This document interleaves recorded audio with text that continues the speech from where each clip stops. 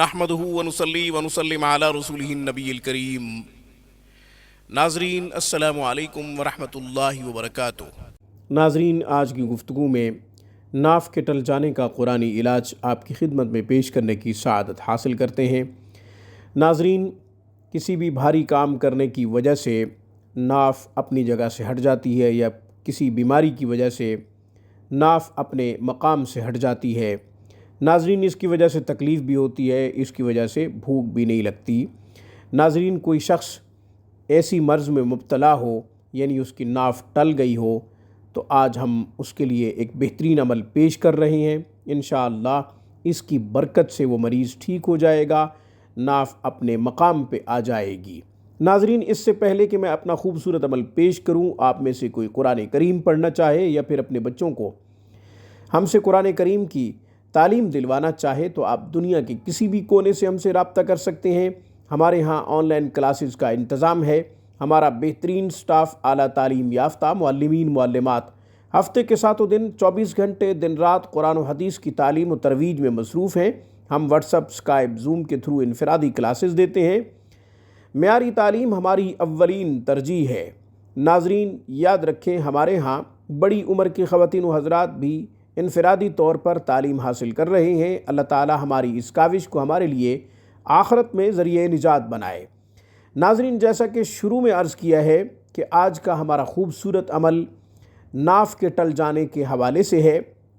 کسی کی ناف اپنی جگہ سے ہٹ گئی ہو، اصل مقام پہ نہ رہی ہو، تو انشاءاللہ اس خوبصورت عمل کی وجہ سے وہ اپنے مقام پہ آ جائے گی۔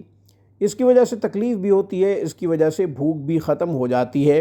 ناظرین، ناف بھاری کام کی وجہ سے ٹل گئی ہو یا پھر کسی بیماری کی وجہ سے، تو آپ ایسا کریں کہ سورہ فاطر کی آیت نمبر 41 کو بسم اللہ الرحمن الرحیم کے ساتھ لکھیں، زعفران اور عرق گلاب سے۔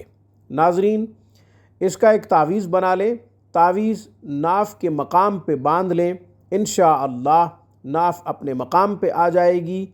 ناظرین، جب ناف اپنے مقام پہ آ جائے، مریض صحت یاب ہو جائے، تو پھر اس تعویذ کو اتار لینا ہے۔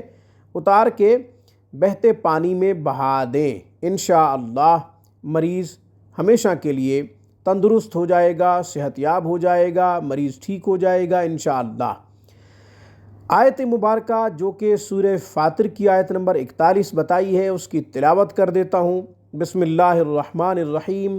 ان اللہ یمسک السماوات والارض ان تزولا ولئن زالتا ان امسکہما من احد من بعدہ انہ کان حلیما غفورا۔ یہ آیت نمبر 41 ہے سورہ فاطر کی۔ انشاءاللہ اس کی برکت سے مریض صحت یاب ہو جائے گا۔